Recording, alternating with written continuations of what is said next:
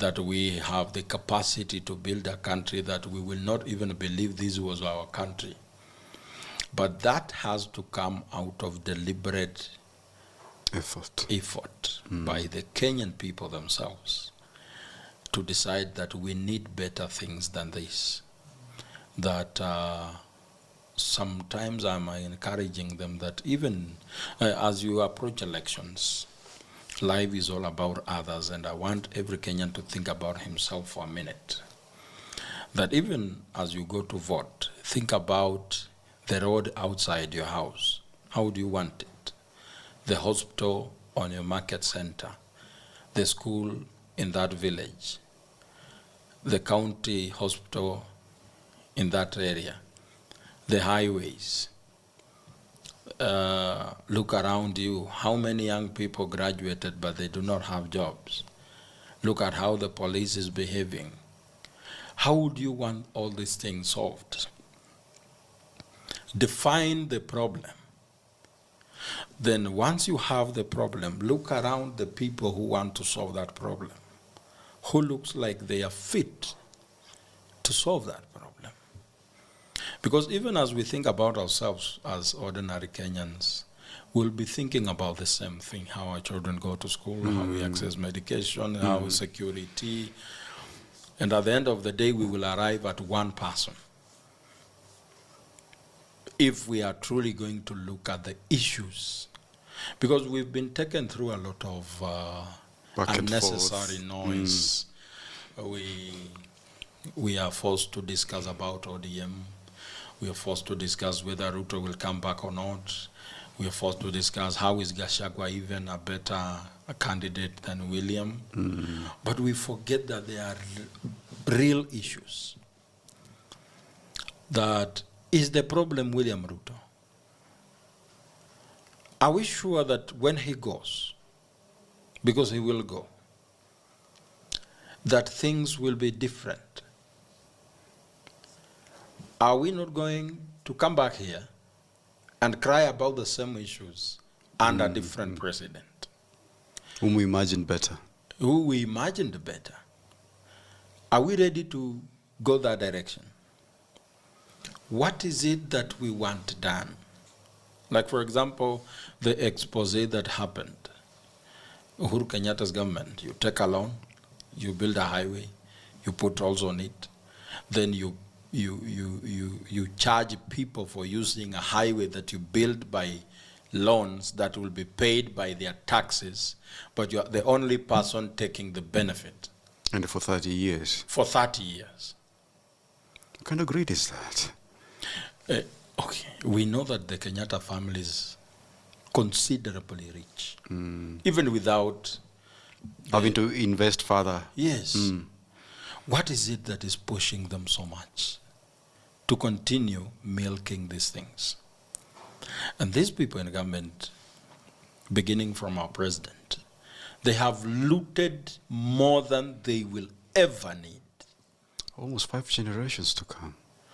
And they have a lot of money that they actually wonder where they will take the money. And because to some extent wealth and riches dehumanize as a human being. It does. And you stop seeing people as their equals, you start seeing them as subjects to serve you. And so you don't see a reason why they need anything. All they need is you to provide. That's why you see all these bills coming up, privatization bill of 2023, where the government is planning to auction, to privatize nearly everything. Nearly 85% of parastatals. Yes. Why is he confident in talking about privatization? Because he's the only one with the money to buy the shares. Out all this. If Safaricom offloads government shares, who has the money to buy them? And who has the wind of it? And who has the wind? Who knows that Safaricom is actually selling the shares? Yes. It's him who sits in the cabinet and agrees with the cabinet that actually Safaricom has to share. And because chairman of Safaricom is Adel Kawanja, who is his ally, he will influence the board of directors at Safaricom. At the end of the day, who is going to be the highest shareholder? It's him. Who knows how Kenyan, supply of power to Kenya Power, if we privatize it, who has money to buy it? Through proxies. It's still him. He will sell power to Kenya Power at very high prices. Kenya Power will have to be at his mercy. Yes, they will send the knock-off effect to me and you. The country runs on fuel and electricity. It's the lifeblood of it. Yes, and this guy knows it. That's why they are like 4 strategic state infrastructure that are set to be privatized, and it's one person who is going to buy them all because he has more than enough to buy. Then the business is left for hustlers. His children are coming for them. Now he's not satisfied with controlling the communication infrastructure. Telecoms, yeah. He is not satisfied with Chief controlling chief healthcare. He's not satisfying with controlling fuel. He's not satisfied with how we control what comes in and out of the country through the port and the airport. Now he's coming with the coins that are now in your pocket as bus fare. So, in other words, utterly crippling you. Yes. So who do you remain? You're a shell of yourself. A shell of yourself at the mercy of this one person. So he could go home. He will go home. But how are we prepared to clear the mess he will have created? So a Kenyan should think about that favorite presidential candidate you have. Does he have the capacity to reverse all this? Because by the time he goes, and because he knows he's going, he could use... He's on a spree actually right now. Yes. He's packing most everything. He could use the Samsung solution that I go down and I go down with most of the things. Then the president who is coming will have to be someone who is a really very brilliant and cares about the people. Otherwise, we cannot get out of this mess. So the biggest issue is how do people access money first? Then all these things will come back to normal. We can punish those who are using state resources in a bad way, and we use what we have prudently. You know, as a business person, I know the value of people having money. Because you know that when I put this jacket up for sale, it will not take 10 minutes because you have the money to buy it. Yes. You could like this jacket, I have put it up for sale, but you do not have the money. And the government understands that people with money are hard to control. Because you don't have to call me for an empowerment program. You don't have to come for handouts. I will deal with it myself. So how do they control you? They make sure that when you hear there will be 1,000 shillings. You crumple for it. You crumble for it. Interesting. If you can't answer that question, then you don't have there's no business calling yourself a political party. The political party has to bring clarity of policy in how are you going to safeguard human rights? How are you going to make sure that your economic policies are practical, that in the sense that when you get power, your economic policies are practically and are positively affecting the people. How are our institutions under the leadership of this political party going to operate? Are we going to operate at the whim of someone in the party because he's a leader? Or there will be independence and actual work done by institutions? If we do not know that, then I do not think that party should even exist. In the first place. Some questions we are not even going to ask. we will just look at how the party operates and we will have the answers. Yes. Coming here, I passed by UDA headquarters. Yes, the the other Gong side. Road, yes. It looks like a deserted building. So, if the ruling party headquarters It's dead. is dead, Practically. how do you expect public institutions operating under the rule of that party to operate? That is why, you have to show leadership all the way from how you manage your party. When you go to other countries, you will find parties that are very vibrant. You see, this party has a policy lead in agriculture. He has his office there. It's a beehive of activities. They have a policy Research. lead, research. They have a policy lead, history. They have policy lead, health. If we can't see that with the political party that you're talking about, then we are sorry we are not going to be part of that party, because we will not expect anything else apart from the total collapse of institutions.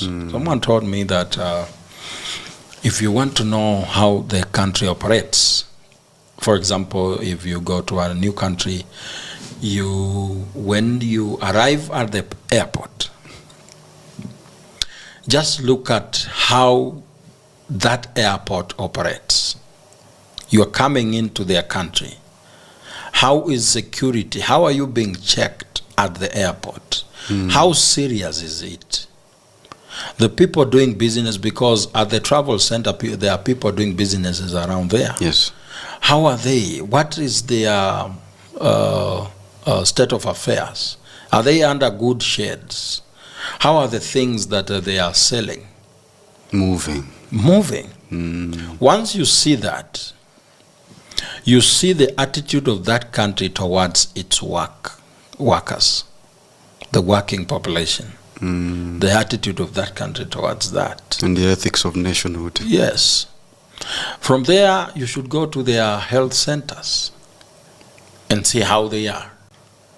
When you find 2 clinical officers in a big hospital like Mbagathi, you get an opinion that this country does not even respect women.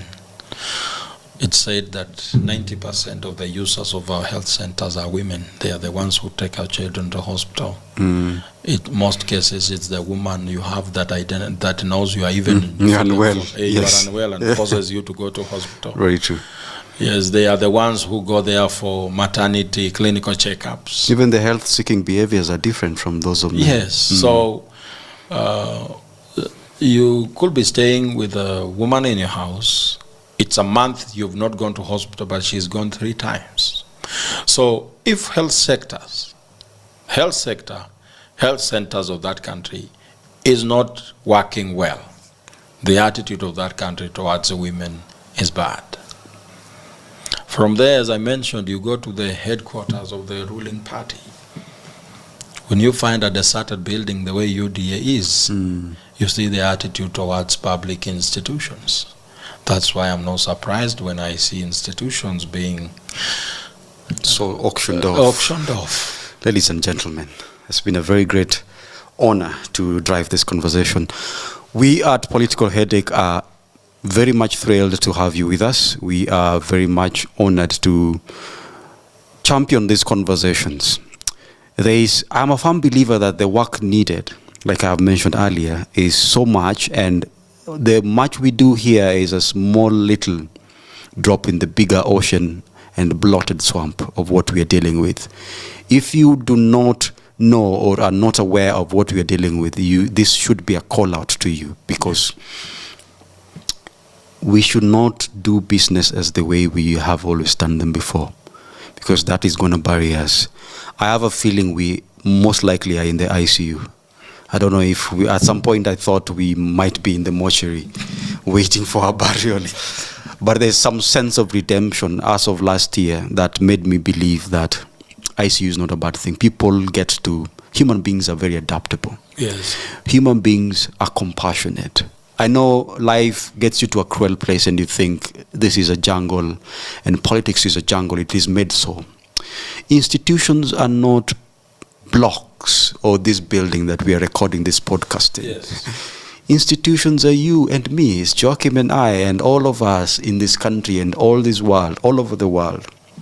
How we treat each other, how we think about our problems, how we face them, how we confront the ugly truths about us, because we all have our ugly truths. All of us here are capable of actually being corrupt. Yes.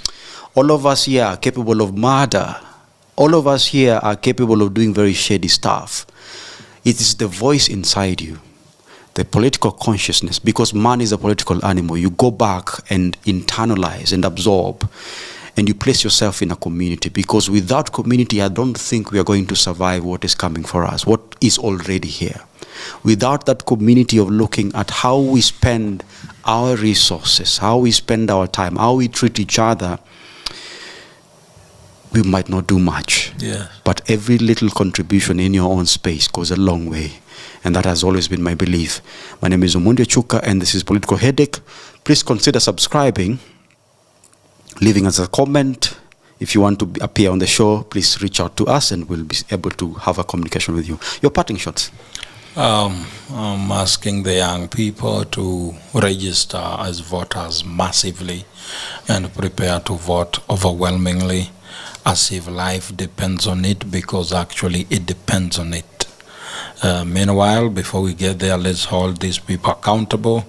Let's love each other as Kenyans. Do not engage yourself in tribal bigotry, because that's what our enemy wants us to engage in. But if we get out of these tribal cocoons, we are going to achieve the lofty dreams, the lofty Kenyan dreams that have often been hidden in this vice called tribalism. My name is Joakim Simiyu. It's been a pleasure to be here, and please consider subscribing and just put your finger on that bell as you wait for more episodes, because this is just the beginning.